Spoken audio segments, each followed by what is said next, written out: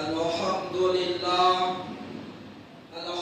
لله وكفى وسلام على عباده الذين اصطفى ما بعد فأعوذ بالله من الشيطان الرجيم بسم الله الرحمن الرحيم قلنا يا نار كوني بردا وسلاما على إبراهيم صدق الله العظيم وقال النبي صلى الله عليه وسلم أنا خاتم النبيين لا نبي بعدي أو كما قال عليه الصلاة والسلام اللهم صل على محمد وعلى آل محمد كما صليت على إبراهيم وعلى آل إبراهيم إنك حميد مجيد اللهم بارك على محمد وعلى آل محمد كما باركت على إبراهيم وعلى آل إبراهيم إنك حميد مجيد قابل احترام بزرگوں دوستوں اور بھائیوں اور پردہ نشین دینی ماں اور بہنوں، اللہ پاک ہمارے آج مسجد میں دین کی نسبت پر جمع ہونے کو قبول فرمائے۔ آج بروز اتوار 25 مئی 2025 مجلس تحفظ ختم نبوت کی نگرانی میں ناظم حضرت مولانا سید ایوب قاسمی دامت برکاتہم کی نگرانی میں جو ہنم گڈا ورنگل کے مجلس تحفظ ختم نبوت کے ناظم ہیں، ان کے ماتحت میں آج ہمارے اس لیبرٹی ولیج میں یہ جلسہ اور پروگرام رکھا گیا ہے، جو جلسے کا عنوان بھی دیا گیا کہ حضرت ابراہیم علیہ السلام کی سیرت پہ جو ہے سو بیان ہوگا۔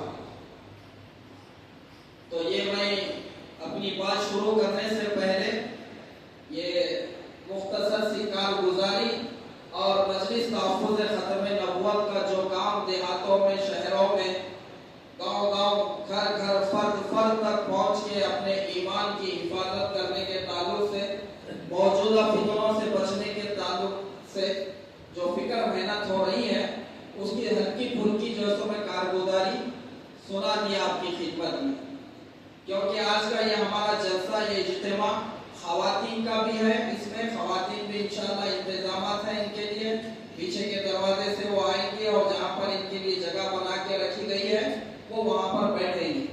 اور ہمارے بزرگ ماشاءاللہ، ہمارے مدار صاحب سونو بھائی کے ابا پہلے سے ہی، ہمارے محبوب علی صاحب، یہ ماشاءاللہ بڑے گاؤں کے ذمہ دار بزرگ حضرات آ چکے ہیں وقت پر ہی، اور ہم بھی نوجوان جو سو یہاں پر جمع ہوئے ہیں، تو تاخیر کرنے کے بجائے اور بات شروع کر دیا۔ اب انشاءاللہ اردو بیان ہمارا مختصر ہوگا، پھر تیلگو میں بھی بیان ہوگا۔ مولانا عارف اور ایک جنے مولانا جو غلام رسول صاحب بول کے انم گڈا کے نا، انہوں تیلگو میں بھی انشاءاللہ آئیں گے، تو انہوں بھی مختصر کچھ باتیں آپ کے سامنے رکھیں گے۔ تو میرے عزیز بھائیوں، دوستوں، دینی ماں اور بہنوں، ہمارے درمیان میں یہ جو مہینے چل رہے ہیں، پہلے سب سے یہ بات آپ کے سامنے عرض کرتے ہوئے آگے بڑھو، یہ مہینے حج کے بھی مہینے ہیں اور حرمت والے مہینے بھی ہیں۔ یہ جو ہمارے درمیان میں مہینے چل رہے نا، یہ حج کے مہینے ہیں۔ الحج اشہر معلومات، اللہ قرآن میں ارشاد فرمایا کہ حج کا جو زمانہ ہے وہ متعین ہے، معلوم ہے۔ وہ شوال کی 1 تاریخ سے ذی الحجہ کی 10 تاریخ یہ حج کا جو سو زمانہ ہے، جو حج کے مہینے میں حج ہوتا ہے۔ تو یہ ہمارے درمیان میں حج کا مہینہ بھی، مہینوں میں جو مہینے ہیں یہ حج کے مہینے بھی چل رہے ہیں۔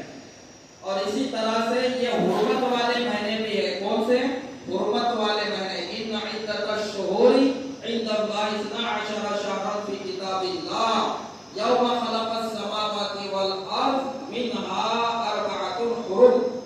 اللہ پاک قرآن میں فرما رہے ہیں کہ اللہ پاک کے نزدیک جو مہینوں کی گنتی ہے وہ 12 کی ہے۔ وہ کب سے اللہ کی کتاب میں ہے؟ کب سے ہے؟ آسمان اور زمین کو جس روز اللہ نے پیدا کیا۔ ہاں بچے، آپ لوگ کا تھوڑا ہٹو، ادھر ہٹ کے بیٹھو، जगह बहुत है ना, एक दूसरे को धक्का नहीं देना, एक दूसरे को सताना भी नहीं। यहाँ मैं क्या बोल रहा हूँ आप लोग का सुनना, तो फिर इसके वास्ते से हम इज्तिमा में खेलने के वास्ते तो नहीं है, तो सुनो बात सुनो। तो अल्लाह पाक इरशाद फरमा रहे कि अल्लाह के नजदीक जो महीनों की गिनती है वो 12 की है उनकी किताब में। कब से? उस रोज से, उस दिन से जिस रोज जिस दिन आसमान और जमीन को अल्लाह ने पैदा फरमाया, और उसमें से 4 महीने अदब के हुर्मत वाले हैं,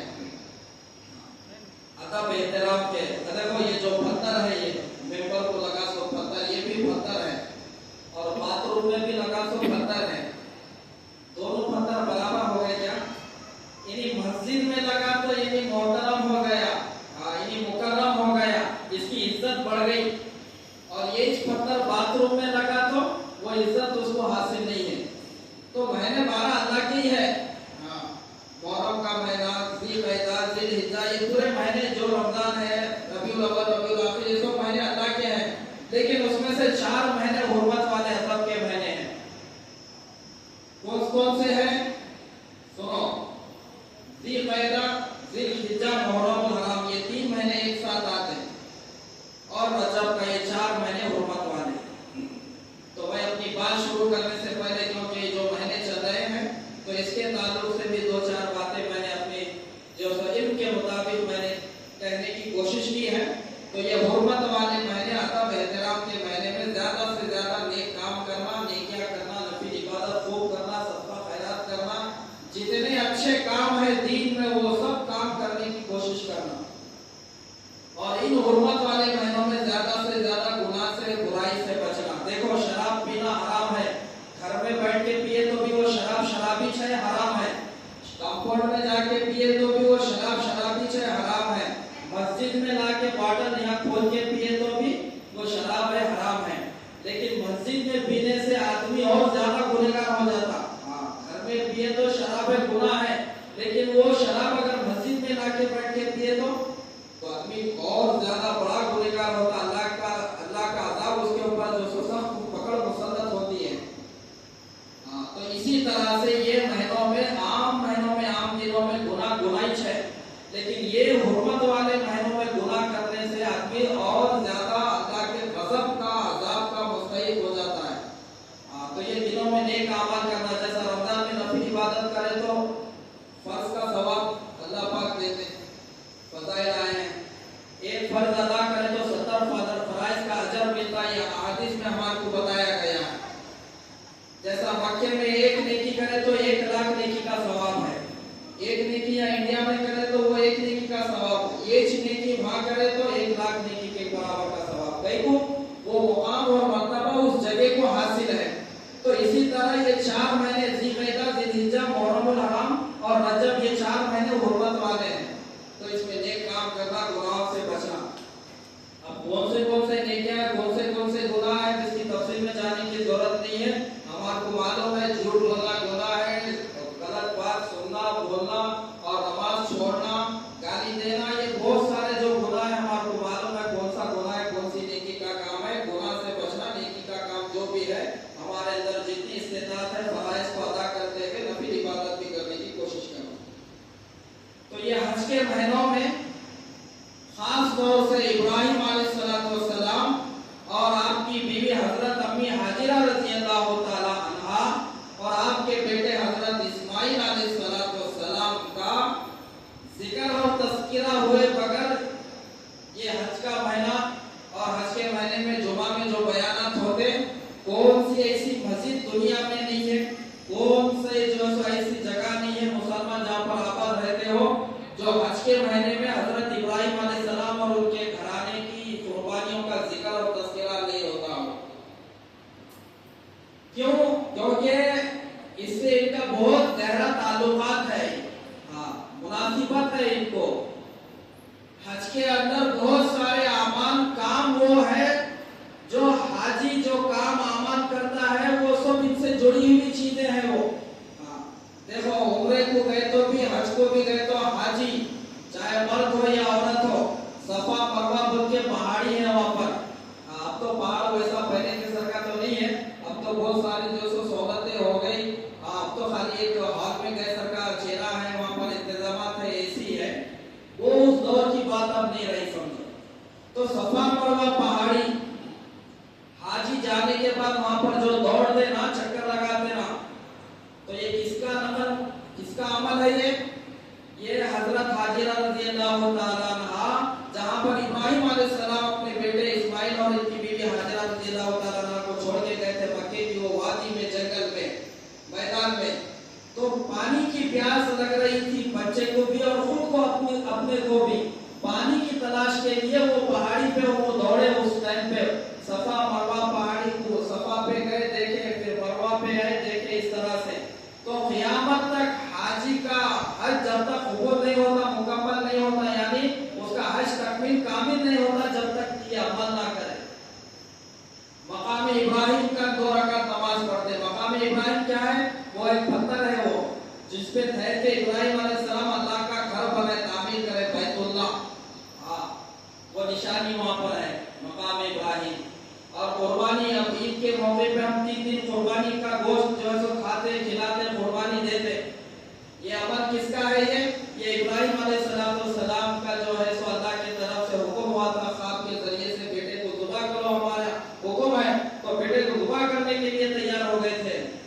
تو وہ نقل ہے، یہ وہ یاد دلانے کا عمل ہے۔ یہ اللہ کا گھر تعمیر کرے تو اللہ کی طرف سے حکم ہوا، لوگوں کو بلاؤ، دعوت دو، تو بولے اللہ یہاں کون ہے، اس کو بلاؤ، گھر تو بن گیا آپ کا، لیکن بلاؤ، بولے کس کو بلانا؟ تو اللہ بولے ابراہیم آواز لگاؤ، تم آواز لگانا تمہارا کام ہے، آواز پہنچانا ہمارا کام ہے۔ آج پوری دنیا تک پہنچی نہیں آواز، 4000 سال سے زیادہ زمانہ ان کا، پوری دنیا سے لوگ آنے نہیں آنے وہاں پر حج کرنے۔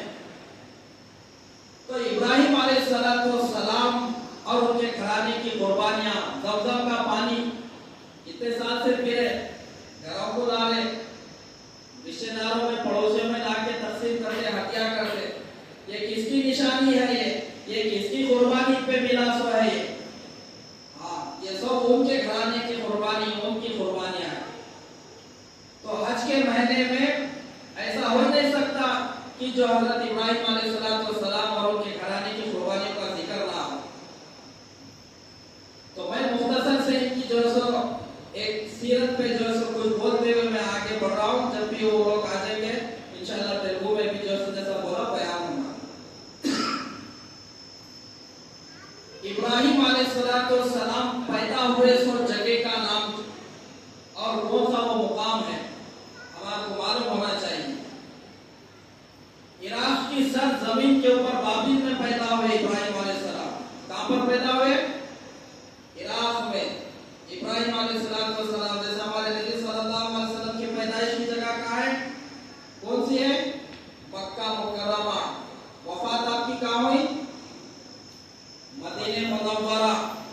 جیسا یہ دینیات میں جیسا بچوں کو پڑھاتے نا مکتب میں، تو یہ سیرت بھی ان کی بھی ہم معلوم کرنا۔ ابراہیم علیہ السلام کہاں پر پیدا ہوئے؟ عراق میں۔ بابل اس مقام کا، اس عراق کے جہاں پر یہ پیدا ہوئے۔ عراق کے اس سرزمین کے اوپر ایسا زمانہ، ایسا دور آیا تھا جو بت پرستی عام ہو چکی تھی۔ یعنی بت پرستی بولے تو وہی مورتیوں کی جو پوجا کرنا، ان کی عبادت کرنا، اور ستاروں کی بھی عبادت ہوتی تھی۔ تو ایسے بت پرستی کے ماحول میں اس عراق کی سرزمین پر ایک بچہ پیدا ہو رہا ہے جس کا نام ابراہیم ہے، اور کن کے گھر میں پیدا ہو رہے ہیں؟ کوئی نبی کے گھر میں پیدا نہیں ہوئے، کوئی ولی کے گھر میں پیدا نہیں ہوئے، کوئی اللہ والے کے گھر میں پیدا نہیں ہوئے، بلکہ ایسے گھر میں ان کی پیدائش ہوئی ہے جن کے گھر میں مورتیاں، بتوں کو جو سو بنایا جاتا تھا۔ ان کے باپ خود مورتیاں بنانے والے، ان کے باپ خود وہ مورتیوں کی پوجا کرنے والے، پنڈت جس کو بولتے ہیں۔ ایسے گھر میں ابراہیم علیہ السلام کی پیدائش ہوئی۔ تو ابراہیم علیہ السلام جب چھوٹے سے بڑے ہوتے گئے تو دیکھے، اپنی قوم کو بھی دیکھے، اپنے گھر کے حالات کو بھی دیکھے۔ سورہ مریم میں ہے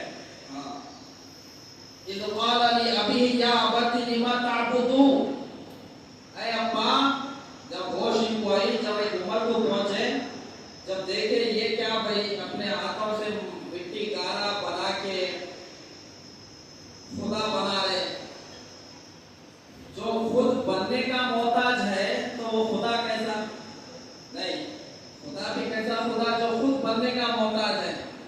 خدا تو وہ ہے جو ہر عیب سے پاک ہے۔ قل هو اللہ احد، اللہ ایک ہے، اللہ الصمد، وہ بے نیاز ہے، کسی کا محتاج نہیں ہے اللہ ہمارا۔ لم یلد ولم یولد، نہ ان کی کوئی اولاد ہے نہ انہوں کسی کی اولاد ہے، نہ تو ان سے کوئی بچے پیدا ہوئے نہ تو انہوں کسی سے پیدا ہوئے۔ یہ ہر عیب سے اللہ ہمارے پاک ہے۔ ولم یکن لہ کفوا احد، ان کا کوئی پارٹنر نہیں، ان کا کوئی ہمسر نہیں۔ یہ صفات ہوتے اللہ کے، تو یہ کیسے خدا، یہ کیسے جو ہے سو عطا ہو سکتے ہیں جو خود ان کو بنانا پڑ رہا، خود ان کے شکل صورت کو تیار کرنا پڑ رہا، خود ان کے ہاتھا پیدا جو سو بنانا پڑ رہا۔ تو ابراہیم علیہ السلام کو بچپن سے اللہ پاک یہ سوچنے کی سمجھنے کی صلاحیت ان کے اندر پیدا کر دیے تھے، ہاں، کیونکہ آگے ان کو پورے دنیا کا امام بنانا ہے، ان کی نسل میں خاتم النبیین رحمت للعالمین کو دنیا میں لانا ہے،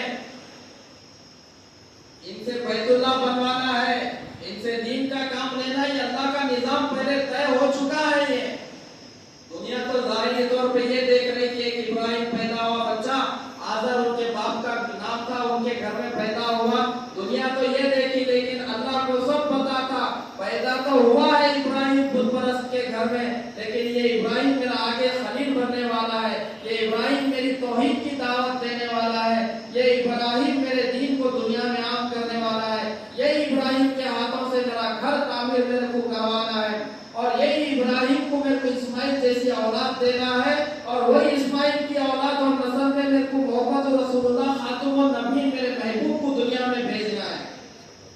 تو یہ پورا نظام اللہ کا پہلے سے بن کے تھا۔ تو ابراہیم علیہ السلام اب یہ عمر کے جب بڑھتے گئے، جیسا بچوں کو عمر بڑھتے رہتی تو ہوش آتا، سمجھنے کی، سوچنے کی ان کے اندر صلاحیت پیدا ہوتی۔ بچے چھوٹے رہے، ایک مثال کے طور پہ ان کو پیخانہ کیا ہے اور ان کو اچھی چیز کیا ہے اس کا نہیں معلوم۔ بچے خود پیخانہ کرے تو اس میں ہاتھ ڈالتے، اپنے پیر ڈال کے اس میں کھیل لیتے، کیوں معلوم نہیں ہے یہ ولادت ہے، یہ گندگی ہے، اور کھانے کی چیزیں پھینک دیتے، ان کو نہیں معلوم ہے کہ جب بچے بڑے ہوتے ہیں ان کو تو سب پتہ چلتا ہے کہ گندگی کیا ہے، کھانے کی چیز کیا ہے۔ تو ان کے اندر یہ شعور پیدا ہونے لگا، اور ان کے اندر سمجھنے کی جو سو سننے کی یہ باتیں ان کے اندر سمجھنے کی صلاحیت اللہ پیدا کرے۔ ارے یہ کیسی ہمارے ابا اپنے ہاتھوں سے جو سو مورتی بنا رہے، بت بنا رہے، پھر بنا کے پھر اس کو جو خدا بول کے اس کے سامنے جو ہے سو سجدہ کر رہے، اس سے دعا کر رہے، ان کو یہ چیز ستانے لگی۔ تو وہ دعوت کہاں سے شروع کرے توحید کی؟ پہلے گھر سے شروع کرے۔ سورہ مریم میں ایک رکوع ہے پورا ابراہیم علیہ السلام کے نام سے، ان کے سیرت پر پوری موسیٰ علیہ السلام کا رکوع ہے، ان کا ہے، مریم رضی اللہ تعالیٰ عنہ، زکریا رضی اللہ علیہ السلام، یہ ان کا ایک ایک رکوع ہے اس میں۔ تو ان کا جیسے ابراہیم علیہ السلام کا جو رکوع شروع ہوا، یہاں سے وَاذْكُرْ فِي الْكِتَابِ ابراہیم کے بعد جو ہے سو یہ آیت کے بعد اب یہی واقعہ، یہی دعوت شروع ہو رہی تھی۔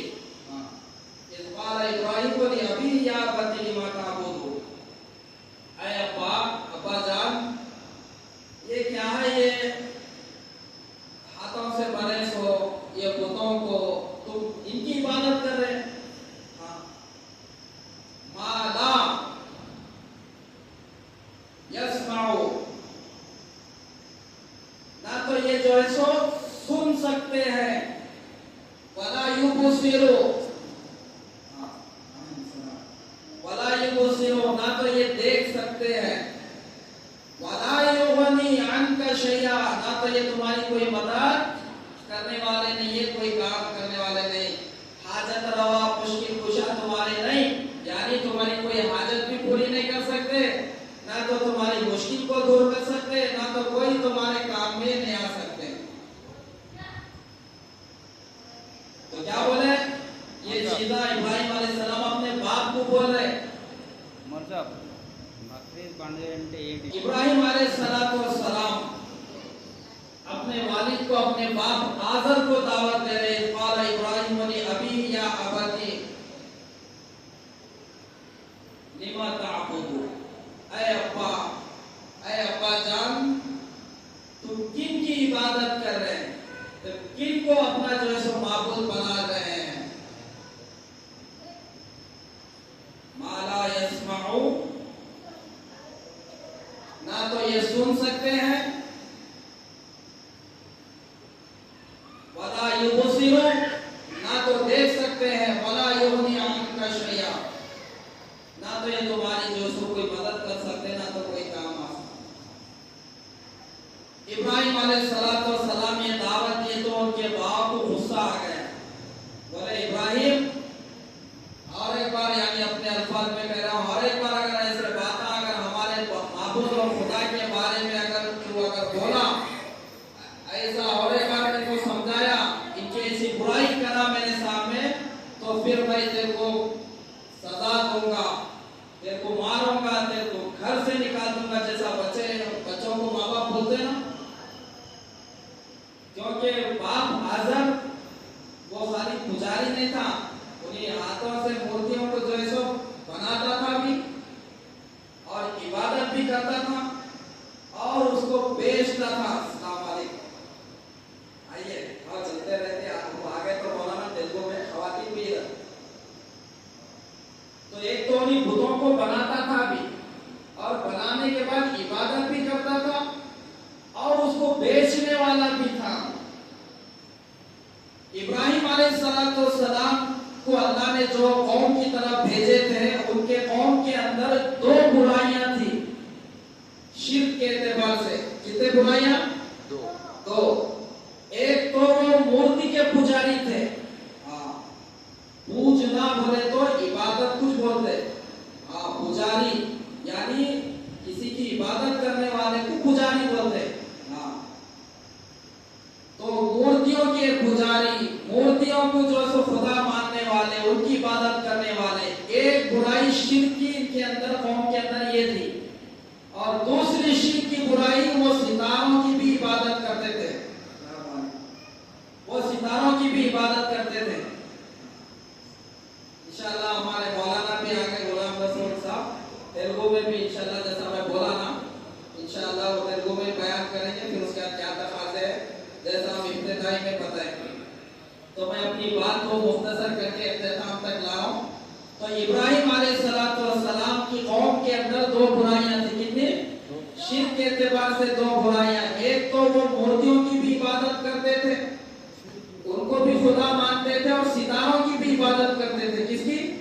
सितारों की।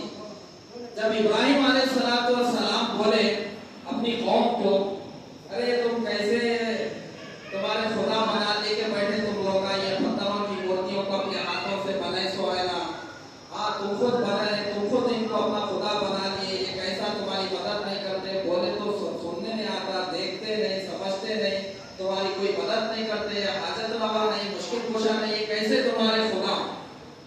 तो कौम क्या जवाब दी? तो अब होना तो ये चाहिए था, जब बोले तो सोच फिक्र इंसान को अगर समझ ये सलाहियत दिए, उस पर गौर फिक्र करना चाहिए था कि मुतकल्लिम दावत देने वाला मेरे को क्या बात बताया। लेकिन उन लोगों का क्या बोले मालूम? क़ालू वजदना आबाअना लहा आबिदीन, ऐ इब्राहिम, हम हमारे बाप दादाओं को, हमारे बड़ों को इसी तरह इनकी इबादत करते हुए देखे, हम इसी तरह इनकी पूजा पाठ करते हुए देखे, इसी तरह इनके सामने सजदे करते हुए देखे, इसी तरह इनको हाजत रवा मुश्किल कुशा समझ के इनके सामने पुकारने वाले हम हमारे बड़ों को भी देखे। बोलने का मतलब ये जवाब दिए लोग का। दलील क्या पेश करे लोग का? दावत देने के बाद दलील ये पेश करे, देखो तुम जो बात बोले ठीक है, वो सही है, लेकिन दलील क्या दी है? हम इसलिए कर रहे हैं कि हम हमारे बड़ों को, हमारे बाप दादाओं को भी इसी तरह करते हुए देखे थे हम। जैसा बोलता ना मोहम्मद हुसैन धर्मपुरी, आज गौ का पीरा आते कहते इसके आंग में, मुहर्रम का महीना शुरू होते के नाश्ते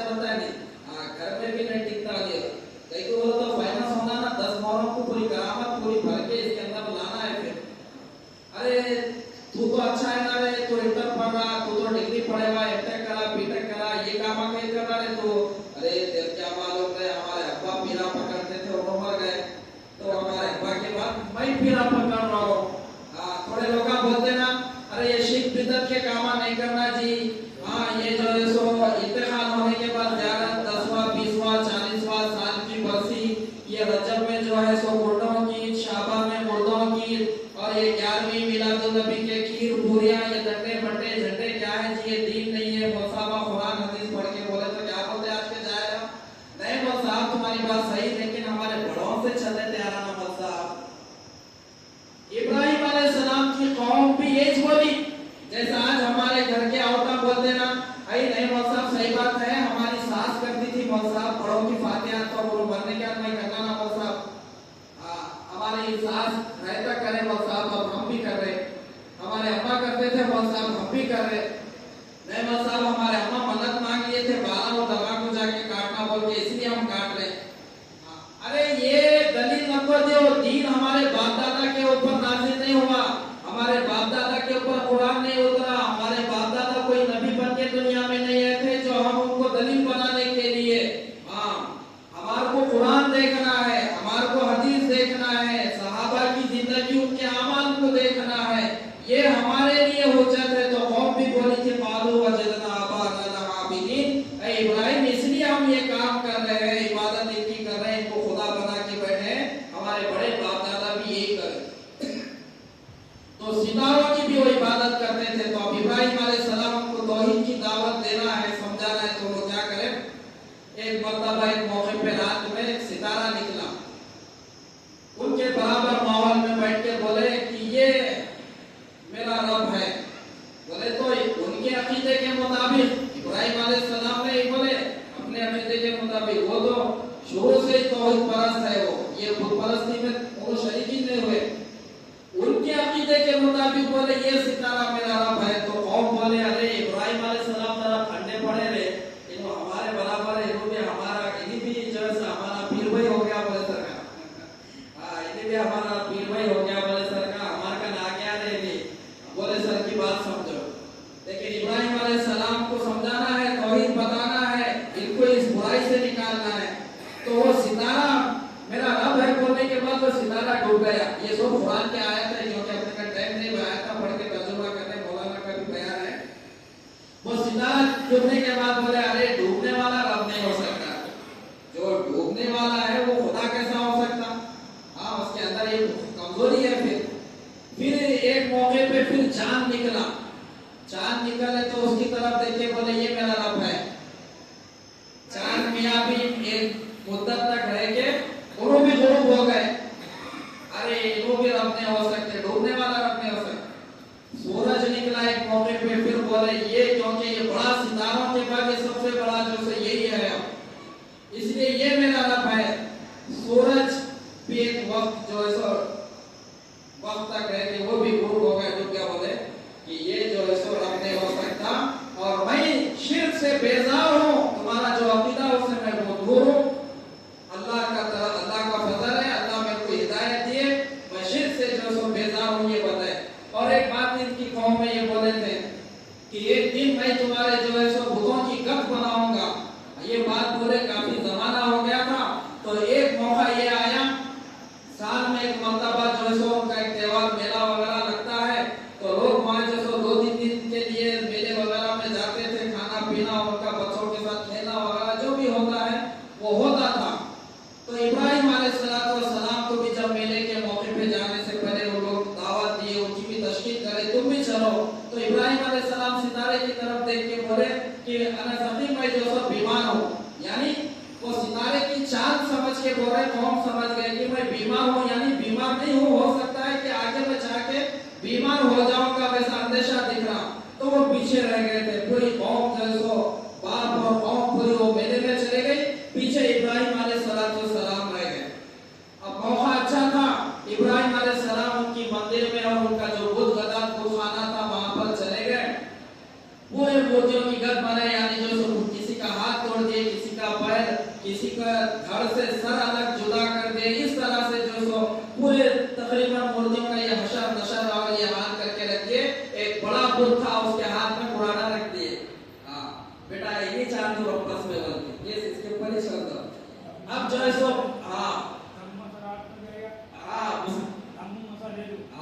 तो उसके हाथ में जो कुरान रख के चले गए। अब वो वापिस आ गए, क्योंकि कौम मेले से वापिस आने के बाद फिर इनको सलाम करना, इनकी इबादत करना उनका जो से तरीक़ेकार बना हुआ था।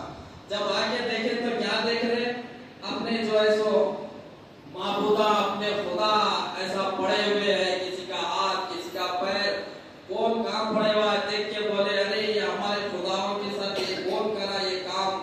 तो लोगों को शक था पहले से, और याद भी आ गई बात कि इब्राहिम अलैहिस्सलाम ने मरतबा ये बात बोले थे, हो सकता वही जवाब का काम है। इब्राहिम अलैहिस्सलाम को बुलाए। इब्राहिम अलैहिस्सलाम जो है सो आए तो बोले कि इब्राहिम ये काम कौन करे, ये काम कौन करे। तो इब्राहिम अलैहिस्सलाम बोले कि देखो पूछो तुम्हारे खुदा है तो वो जो बड़ा बुत है हो सकता उन्हीं करा होगा, उससे पूछो। तो बोले कि अरे ये कैसा पूछना है, लोग बोले सो बात सुनते भी नहीं, जवाब भी नहीं देते। तो इब्राहिम अलैहिस्सलाम बोले कि दुख है तुम्हारे ऊपर, कैसे तुम्हारे खुदा ना तो तुम्हारी सुनते ना तो बोलते, फिर क्यों इनकी इबादत कर रहे। तो अब इनको मालूम हो गया अरे असल इब्राहिम अलैहिस्सलाम ये काम करे, चलो हमारे खुदाओं की अब मदद करो। देखो खुदा भी कैसे जिनकी कुछ मदद करने की जरूरत पड़ रही है। उस वक्त में जो नमरूद बादशाह था, उसके पास जो जाके ये शिकायत करे तो उन्हीं बोला ऐसा, अच्छा ठीक है उनको बुला के लेके आओ, बुला के लेके आओ। इब्राहिम अलैहिस्सलाम वहां पर गए। नमरूद बोला भाई ये कौम के खुदाओं का ये हाल करे, तुम जो है सो चाहता पहला तोड़ दिए, आखिर तुम्हारा खुदा कौन है, इसको अल्लाह खुदा में दखल करे। अलम तरा इला नबी हाजा इब्राहिम फी, अल्लाह पाक यहाँ पर जो से ये वाक़े को जो सो जिक्र करे। क्या आपने उस वक्त को देखा नहीं जो इब्राहिम अलैहिस्सलाम के रब के बारे में जो है सो वो झगड़ रहा है, जिसको अल्लाह ने हुकूमत दी। तो इब्राहिम अलैहिस्सलाम बोले कि मेरा अल्लाह जो सो ये है, इज़ क़ाला इब्राहिम रब्बी अल्लज़ी युहयी व युमीत, मेरा अल्लाह वो है जो मारता भी है और जिलाता भी है, यानी मारता भी और जिंदा भी करता है, जिंदगी मौत देने वाला है। तो उन्हीं बोला अरे ये तो मैं भी काम करता हूँ ना, आला अना उही व उमीद, मैं भी ये काम करता हूँ। उन्हीं क्या करा मालूम, वो जेल में से एक आदमी को जो उम्र कैद हो गई थी, फांसी की सजा जिसकी थी, उसको बुला के लाया, इसको छोड़ दो बोला। देखो मारने वाले को मैं छोड़ दिया, इसको जिंदगी दिया। एक आम आदमी अच्छा आदमी को बुला के इसको बोला फांसी की सजा दे दो, देखो मैं इसको मार दिया।